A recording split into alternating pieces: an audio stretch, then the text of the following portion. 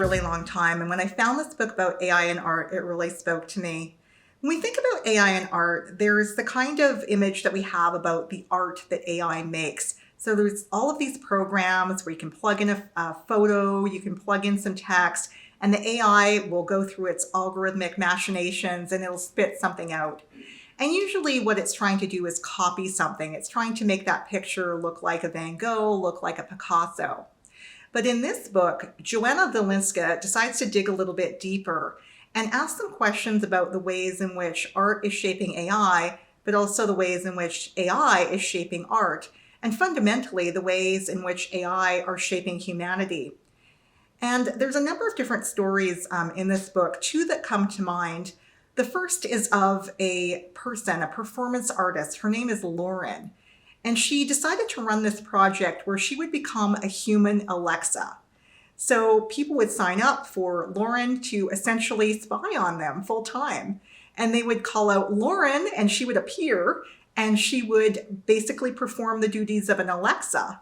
But beyond that, she would also monitor people and try and anticipate what their every need would be. So before they needed to call out Lauren, she would be there for them.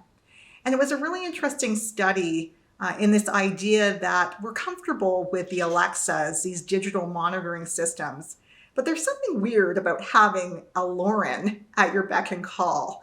And it just kind of raised to the surface this idea of surveillance. So that's one of the stories that was in this book.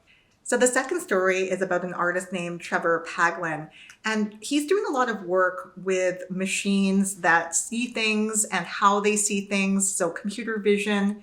And what's interesting about this work is it really questions the notion of what it means to be seen by a machine and what exactly is a machine seeing. And so in the course of his work, he examines how the different data sets that feed these algorithms see us in a particular way or don't see some people at all. And so there's this interesting notion of visibility and invisibility. And so many of these images are being generated by a machine, but also seen by a machine. So what does it mean when there's no human in the loop to do the seeing? So those are interesting questions to consider. I really enjoyed this book, and if you're really into art and AI, you're going to love it.